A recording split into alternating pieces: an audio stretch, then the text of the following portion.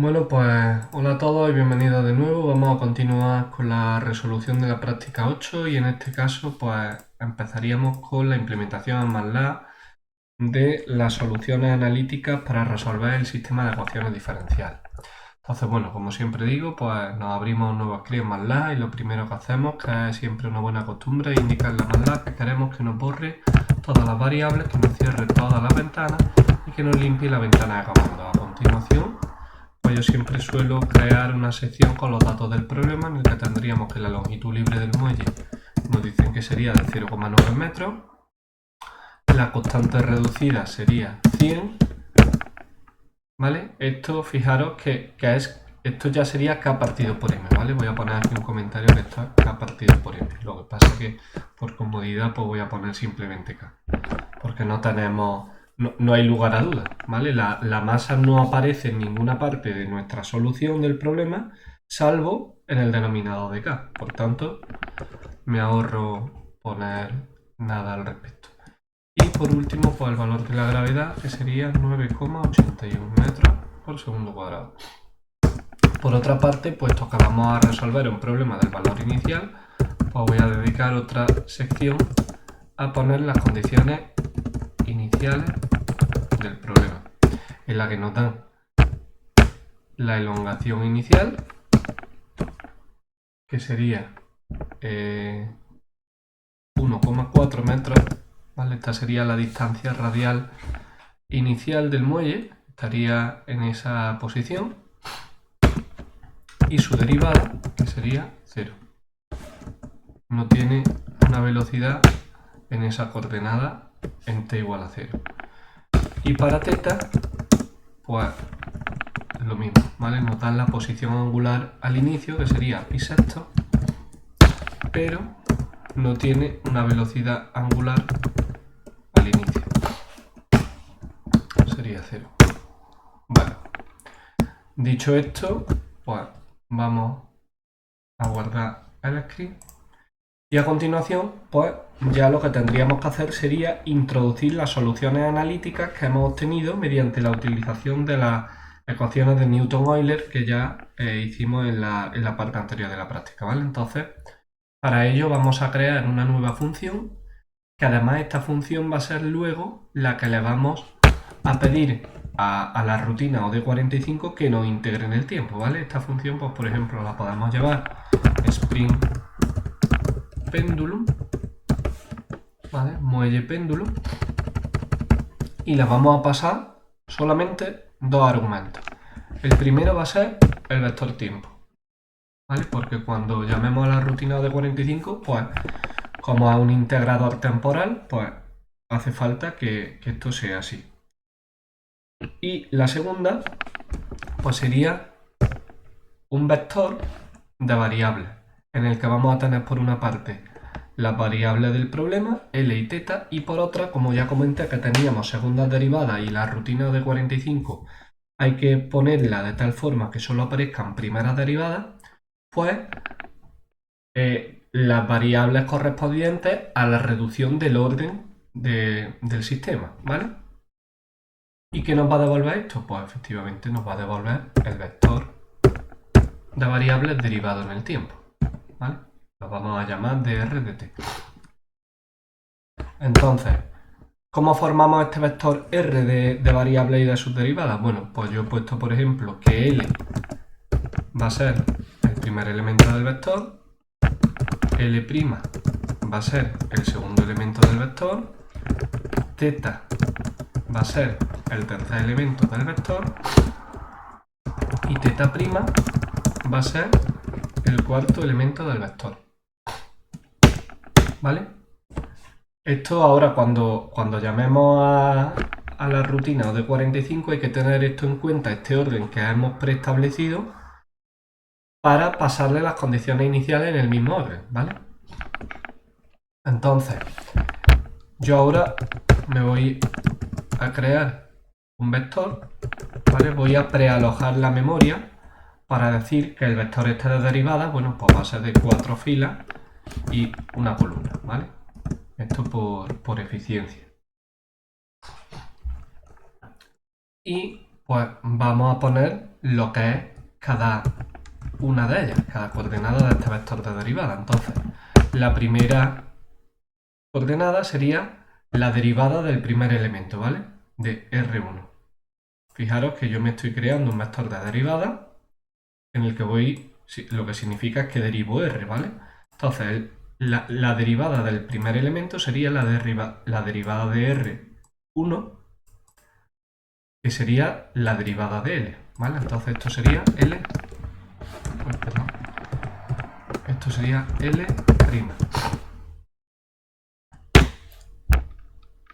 Y ahora tendría la derivada del segundo elemento, aquí se me ha ido una R, la derivada del segundo elemento, que sería la derivada de R del segundo elemento, que sería la derivada de L', que es ya L segunda, ¿vale?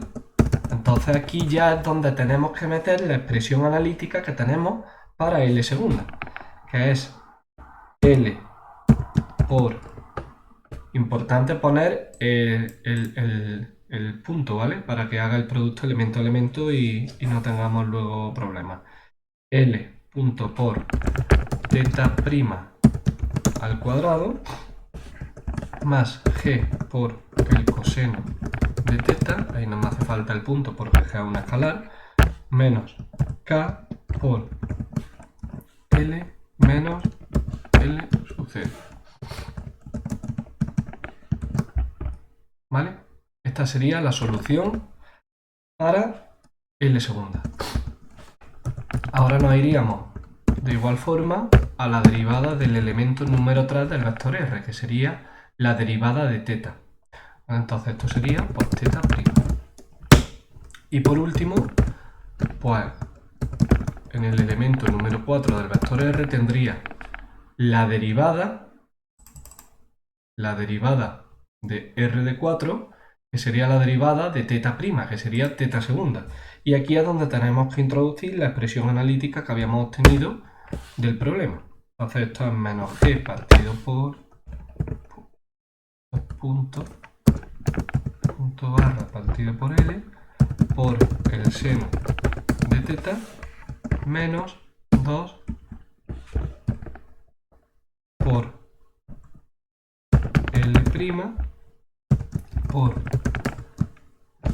Se me ha ido esto abajo, perdonad.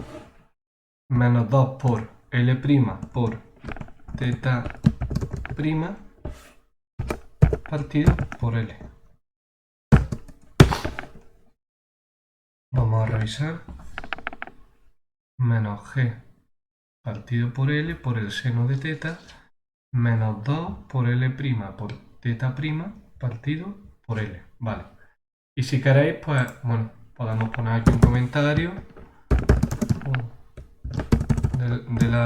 para la función que resuelve el problema del valor inicial de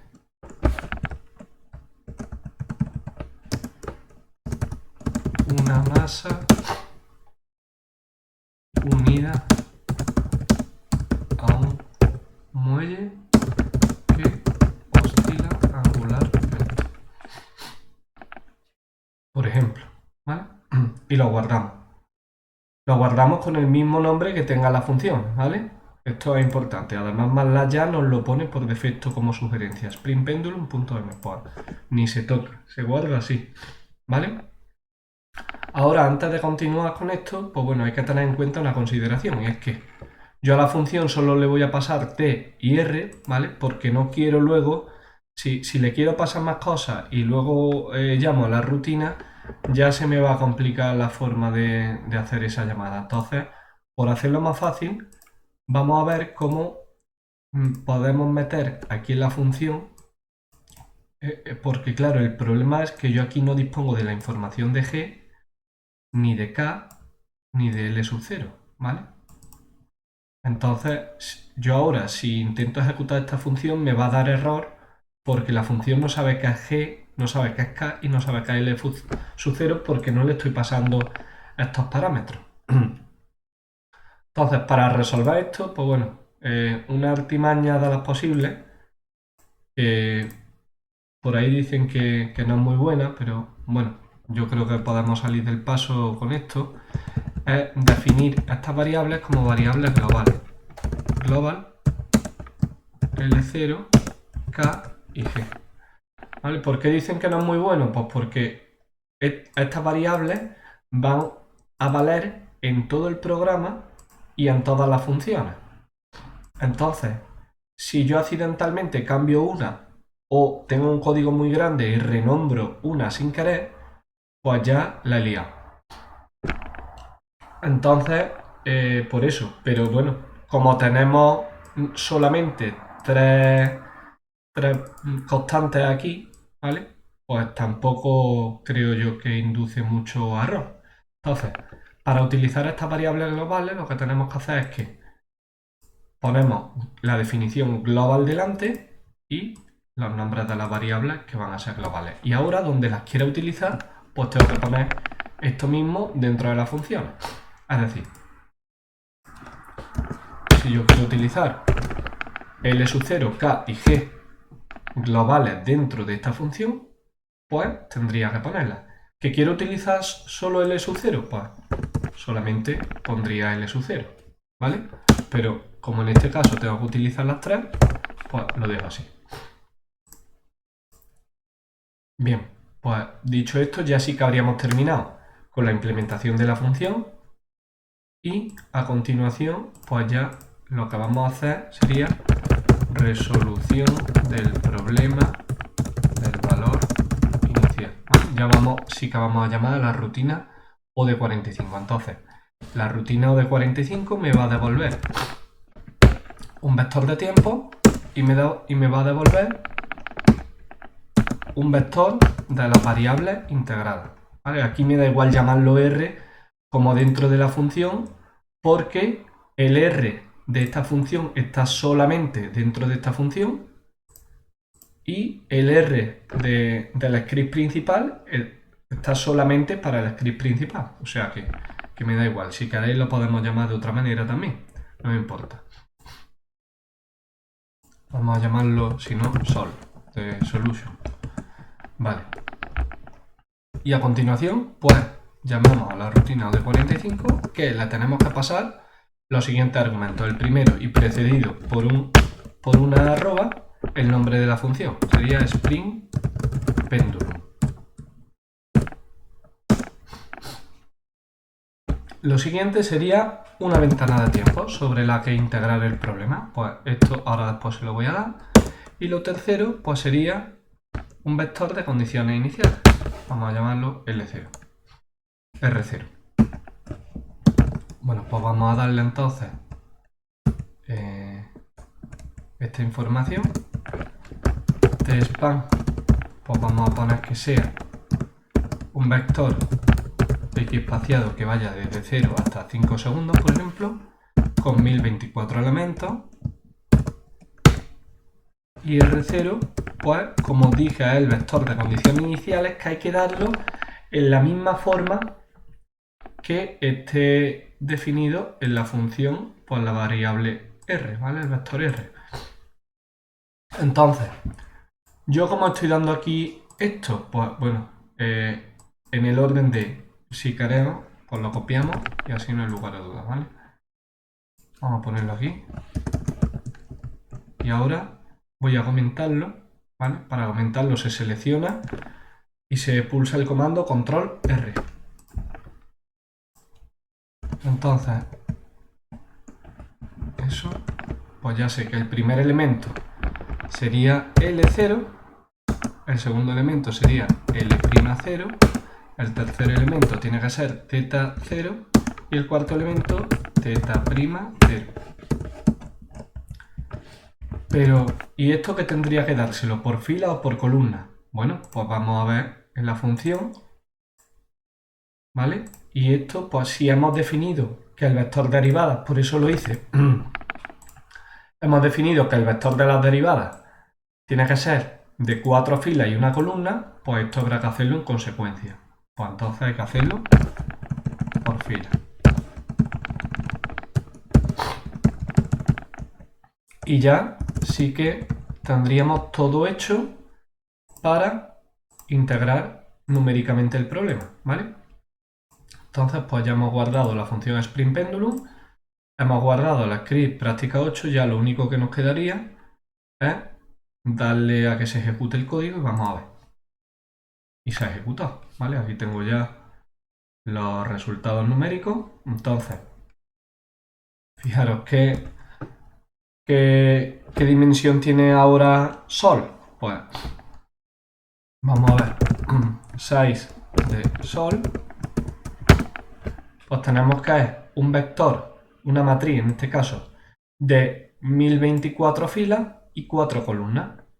¿Vale? ¿Cuál es esta estructura? Pues bueno, de esas 4 columnas, ¿vale? 1024 sé que es el número de elementos que tiene porque es como he definido yo el vector de tiempo.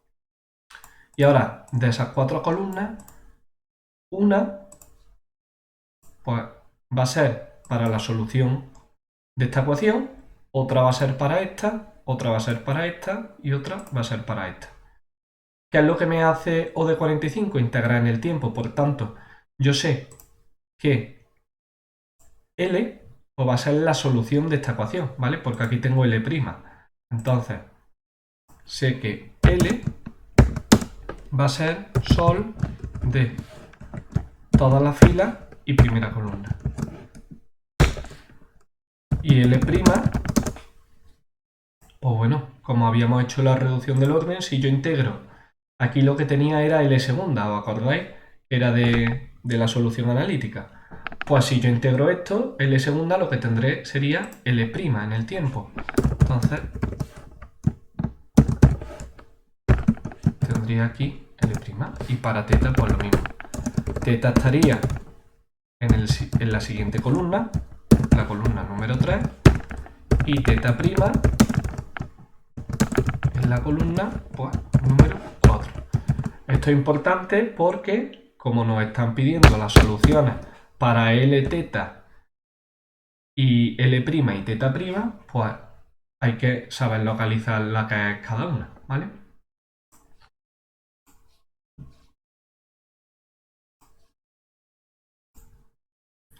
Bueno, pues siguiendo entonces lo que nos pedía la práctica, vamos entonces a representar, vamos a crear ya una nueva figura, una nueva sección, perdón, que la voy a llamar figuras, en la que vamos a poner todos los plots que nos pide la práctica, ¿vale? Entonces en el punto 2 nos dice que integremos la ecuación del movimiento en el tiempo y que representemos los valores de L, teta y sus derivadas. Bueno, pues vamos a hacer esto. Entonces creamos una nueva figura en la que vamos a representar los valores. Bueno, voy a hacer, si queréis, un subplot. Bueno, entonces vamos a hacer figura subplot que sea de 2 filas y una columna. Voy a hacer dos subplots, uno para L y para teta y otro para sus derivadas. Entonces, 2, 1, 1, plot de T y L, por ejemplo. Esto aquí. Y ahora, en la siguiente fila, voy a poner el plot de T y de teta. Y ahora me creo otra figura, voy a copiar esto,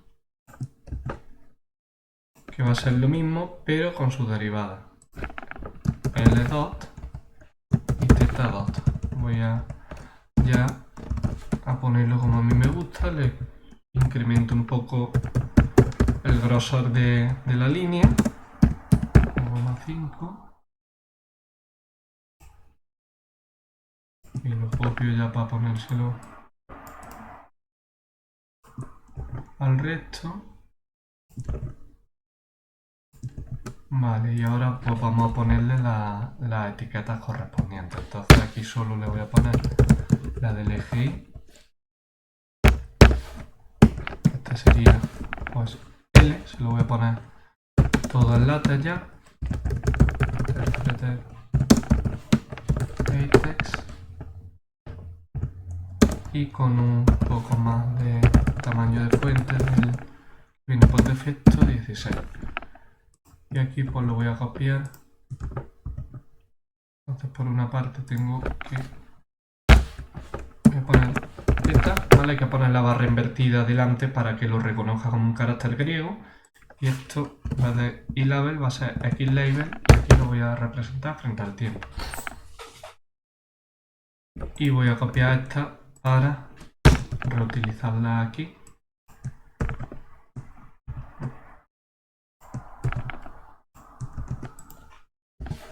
Y lo único que tengo que hacer es poner barra dot delante para que me ponga el puntito de la derivación. Barra dot teta. Vale. Pues ya sí que voy a guardar. Vamos a ejecutarlo.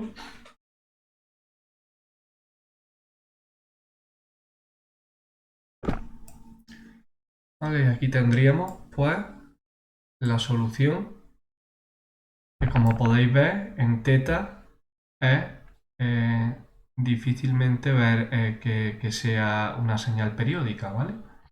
Por lo menos en el intervalo en que estamos representando esto entre 0 y 5.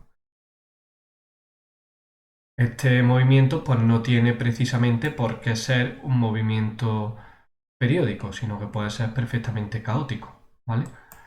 De hecho, el problema del doble péndulo, pues hay puntos para los que es caótico, pues esto es lo mismo, ¿no? Hay puntos en los que a lo mejor es periódico para L y para teta, pero hay otros, pues en los que no lo es, ¿vale? Todo esto ya, pues si queréis podéis comprobarlo vosotros, podéis variar. ¿Qué pasaría si variamos L sub 0 en vez de 0,9 que sea 1? Pues, bueno, vamos a ver. Que afecta mucho.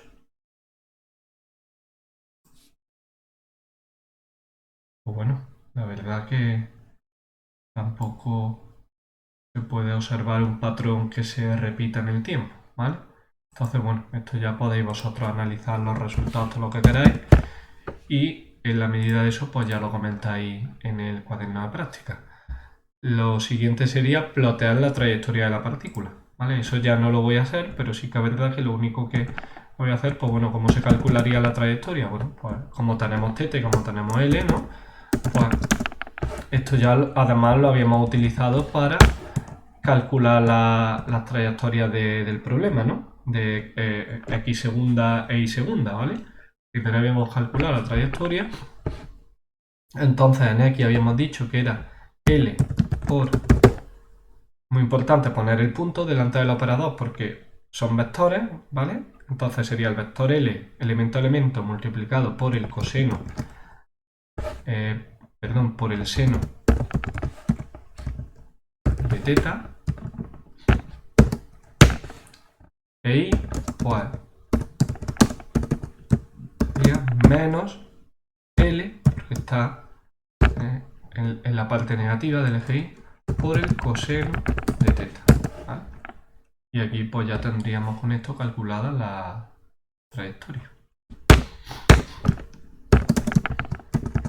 O si queremos una nueva sección, trayectoria, ¿vale?